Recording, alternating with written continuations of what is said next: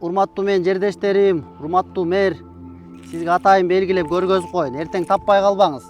Анан болот дагы жазалмалап жазып деп. Мына эл журт. Бул асфальт деле эмес булчу. Бул жөн эле могу көрдүңүздөрбү? Мына кум шагылда. 5.740.263 сомго бүткөн. Бүгүн 26 ноябрь. Хотя жалбыран шыбыр коюп берген, жалбыран деп бүтүн төгүлбөсө да. Мына ушундай кайдыгер карар урачат да, короче. Элемон тендишик. Столбаны көрүп атасыздар да. Бул столба, бул коомдук ачык жайда болуш керек. Ачык, бирөөнүн үйүндө эмес бул.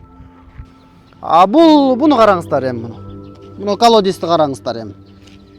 Буну деңгээли эмне болуп кеткен? Велосипед тээп келаткан, же башкалар эмне болот эми бул жерде? Сөзсүз баллону жарылып, жолбозо дискасы ийилип кетиш керек да. Мына ушул нерселердин баарын ким кабыл алды? Кантип кабыл алды? Мен таң калам да, ушуларга оңдоп кой деген адам жок да. Достор, мен бүгүнкү сөзүм тротуар жөнүндө болмокчу.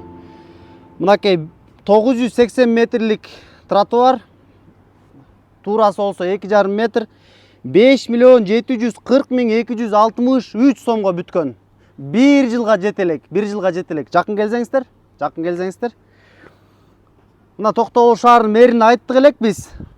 Бул жерге тротуар кылып, элдер жашынакай база турган кылып, асфальт төшөп бер депчи. Бирок тескерисинче өзүңүздөр көрүп атасыздар, бүгүнкү күндө чөптөр өсүп калыптыр. Биз беде чабат окшойбуз. Азыр эми биринчи чабыгына жакындап калды окшойт. Мына ушундай чөптөр өскөн жерлер улам байма-бай бар да. Жүрсөңүздөр, мен сиздерге азыр тааныштырайын. Эми бул элдин акчасы да. Элдин акчасын жакшы сапаттуу кылыш керек да. Мына мен азыр атайын мэрге алкыш айтып койдум. Жакшы, өзү айткан. 1 жыл кепилдиги бар. 1 жылдын ичинде биз өзүбүздү эле көзөмөлгө алабыз деп. Мынакей карасаңыз, берге дагы роза гүл тиге кеткенсизби? Шаардыктарга мындай көркүнчү карайлы деп бир кайсыл өсүмдүк өсүп атканын азырынча билбейм. Мүмкүн банан болуп калышы мүмкүн. Бунун мынакей атайын мындай ченеп койдум. 4 сантиметр экен, мага келген маалыматтар боюнчачы, мына 4 сантиметр калыңдыкта. Эми азыр буну текшере элекмин. Буну лабораторияларга берип, мындан дагы ары күрөшөбүз. Ушул тротуарды курардан мурун бир нече депутаттар сунуш бергенбиз. Ушул тротуарды курардан мурун кичине эки жакты бошотпойлу деп. Мына могуну эсиңиздерге алып коюңуздар азырчы. Мына могул жерге мына көрсөтүп коюңуз. Колодец турат, жашынакай. Бул атайын колодец. Ушул жерде саркындуу суунуку же болбосо башка бир таза суунуку, кыскасы суулардыкы да. Анан могуну көрүп алыңыздар. Мына могул жерлер монтип тозулуп калган. Мынакей. Могул столбаны көрүп атасыздар да. Бул столба, бул коомдук ачык жайда болуш керек. Ачык, бирөөнүн үйүндө эмес бул. Бул азыр мына Борбордук банянын аймагына кирип кетиптир. Эми ушундай жерлерди көрсөңүздөр таң каласыздар. Мына, урматтуу мэр, мына кемчилигиңизди эми оңдоңуз. Эми бул жерде өзүңөр келип велосипед тээп көргүлө, коляска сүйрөп көргүлө, анан кийин жамгыр жааганда келип көрсөңөр, эми момундай тим эле жана вибратор бар го, ошого түшүп алгандай да. Жүрүңүздөр. Да көргөзөм сиздерге. Өтө сапаты начар. Бүгүн 26 ноябрь. 1 декабрга 4 күн калды. Мондой эле жалбыра сарылып сене жазып атышат мынакей. Кайдыгер карап.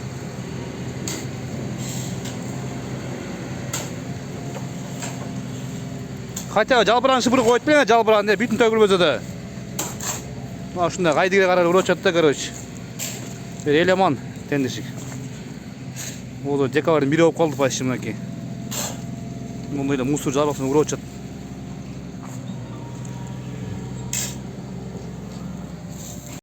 Өтө начар. Анан эми текшеребиз эми дагы. Калыңдыгы кандай экен.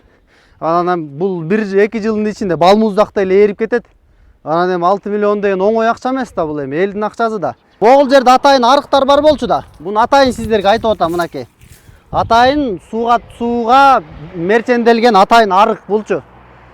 Мынаны караңыздар. Мына жашынакай эле стол болчу да. Эми ушунун баарында архитектуралык облик деген бар да.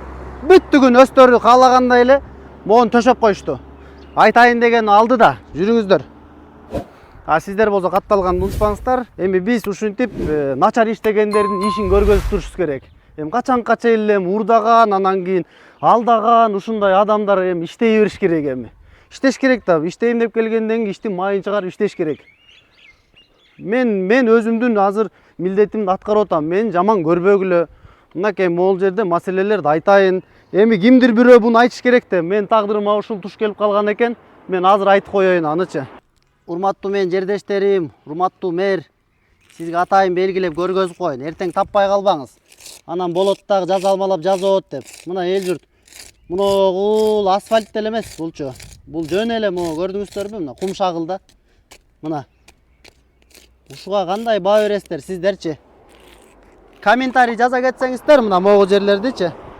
Анан жергиликтүү тургундар айтып атат, мына азыр алдыман азыр тозуп ал айтып атат да. Мына могул атайын өтүүчү тилкени жасаган дейт. Анан бул тилкеге эч ким деле токтобойт дейт. Эмнеге десем, жол белги коюш керек да дейт. Туура? Туура айткан ал нерсени. Тротуарды жакшы кыла алышкан жок аке. Эптеп сөптөп эле аргаш жер тешилип, аргаш жеринен чөзүп, анан куйган адамдар да мындай жазагандар некачественный жазады да, ар кимибиз ар кандай болуп, кергези мас, кергези соо. Анан карап текшерген киши деле болгон жок да. Сиз ушу айланада жашайт окшойсуз. Ошол деле жашайм мен аке. Ушул Кемчиликтерди өз көзүңүз менен көрүп турсуз да? Көргөн. Бу жерде бүт эле элдер деле айтып жүрөт. Анан кийин эми иштебейт экен да азыркы адамдар, жалаң эле чөнтөккө иштеп билбейм. Эми жазалганда сүйүнгөнсүздөр да, азыр эми кандай алкыш айта аласызбы? Азыр алкыш айта албайбыз аке, көрүп атасыздар го, качествосы жок, бузулуп эптеп сөптөп эле турат. Анан бул деген билбейм эми, чоңдорго кайрылыш керек. Сиз жеткириңиз үнүңүздү. Сизге ишенебиз аке. Рахмат. Мына могу Ботпаев көчөсү. Көчө деген момдой болуш керек. Көрдүңүздөрбү? Мына столба турабы? Столбанын биягына канча бир метрден кийин үйлөр башталып атат. Анан момдай арыктар кетет, зеленый насаждение деп коет, мында жашылдандыруу. Андан кийин тротуар кетет. Өзү ушундай болмок. Анан могуну караңыз эми мына. Бул деген чоң борбордук көчө. Бүт мен деген мекемелердин баары жайгашкан. Могул жерге таң калам да. Мына, урматтуу мэр, жылдырам десеңиз ушунун баарын жылдырыш керек. Мына жерде колтоюп колодец турат. Ушул эгер колодец момдайынан бара турган болсо, могул жерлерге такалып калып атат. Мына, сиздин күрөшүңүз ушундай жерде болуш керек. Мен таң калам могул жергечи. Баардыгы айтып атам го, мындай столбалар менен келатат, зеленый насаждение менен келатат, бирок моголар монтип эле торолуп калган. Кантип эле торолуп калсын? Мындай келатат, мындайдан кирди. Анан кийин мен таң калам могул жерге, могу контейнерлер эмнеге мындай тургузуп алган, моголарчы? Мен таң калам да, калагандай эле мынтип эле кете береби, бул. Бу жерде жашнакка болуп колодец турат бул. Бул кандай нерсе бул? Кандай чүзөк болот бунучу? Мына могу колодецтен тиги колодецке атайын мындай түтүкчөлөр бар да. Мында ойлонуп коюш керек да, биздин буга чейинки жашап өткөн аталарыбыз эмне Токтогулду жөн эле ушинтип эле бере бергөнбү деп элечи. Жок, бунун архитектуралык чийиндери бар да. Канча деген уурлар бунун баарын уурдап жеп отуруп, документтерин өзгөртүп атып, анан кийин ушундай абалга келип атат да бүгүн. Бирок мен билимдүү адам катары бардыгын сезип турам да, бүгүнчү бул колодец менен тиги колодецтин байланышаарын ортодо жөн эле могул кандай десем, мыйзам бузуучулуктар менен кимдир бирөө бергендир, мүмкүн жеке ишкер азыр күнөөлүү эместир, бирок могуну кадимкидей тосуп алышкан да. Бүгүн факты да бул, факты. Бул колодецти караңыздар. Мындай жашнакай болуп, тротуарга теңме-тең болуп турат. Буну караңыздар эми муну. Муну колодецти караңыздар эми. Буну деңгээли эмне болуп кеткен? Велосипед тээп келаткан, же башкалар эмне болот эми бул жерде? Сөзсүз баллону жарылып, же болбосо дискасы ийилип кетиш керек да. Мына ушул нерселердин баарын ким кабыл алды? Кантип кабыл алды? Мен таң калам да ушуларга. Оңдоп кой деген адам жок да. Эптеп эле күнүн өткөрмөй. Мына бордюрдун баардыгын ким кабыл алган мунун баарын? Бордюру чөгүп кеткен. Бордюр деген теңме-тең болот да баардыгы, ошон үчүн бордюр да. Анда бордюр койбойт беле акчаны коротуп. Мына достор, көрдүңүздөрбү, мына балмуздактай акырындан ээри баштады буларчы. Анан тракторлар төбөлөп оюп кеткен го. Айтайын дегеним, астында акчасы кадимкиде эсептелинген да. Гравий деп меле таштын майдаланганы, же болбосо мындай ирик-ириктери деп атайын бардык акчалары мондай сонун болуп бөлүнгөн. А бирок чыныгы жашоодо келсең, мондай топурак аралашкан эле ташта. А бөлөк шаарларга барып көрсөңүздөр, мен бир көрсөтүп коюшум керек экен, кандай кылып төшөшөт. Эми деңгээли бөлөкчө. Ошон үчүн алардыкы сапаты жакшы да, сапатын жакшыраак кылып куруш керек. Токтогул шаарынын, Токтогул районунун ген планы бар, генеральный планы болгон. Ошол чийилип, трансформация болуп, анан жашынакай берилген. Мына силерге далил. Мына тротуар менен келатам, келиңиздер.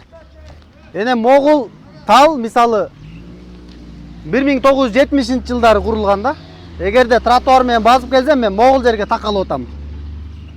Мына көрдүңүздөрбү, бул качандыр бир жылдары курулган. Тура эмес, бул да тура эмес.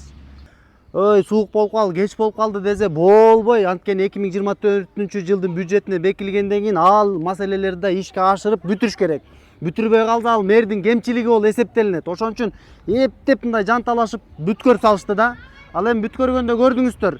Ошол Мателла деген фирма бар, ал анын буну кылганга мен билгенден категориясы деле жетпейт болуш керек. Бирок ал келишимдердин негизинде ДЭУнун кызматкерлерин кылды. Же болбосо ДЭУ ошол дайыма асфальттар менен иштейт да, ДЭУ басты дегендей тарис калтырып атат. Бирок аны да иликтейбиз. Ошол кезде мага дагы бир жарандар кайрылган. Аябай нааразы болупчу, мынакей эптеп эле кылып отурушат, ушуну карап койбойсуңбу депчи. Ал кезде чындыгында биринчиден менде мүмкүнчүлүк жок болуп калган физикалык жактан. Ал эми кайсы бир убакыт берели деп мен да өзүм да ойлонгом да, депутат катарчы. Мына азыр 1 жыл гарантиясы менен деген биз тез аранын ичинде буну калыбына келтирип калышыбыз керек. Сиздер болсо каналга катталганды унутпаңыздар.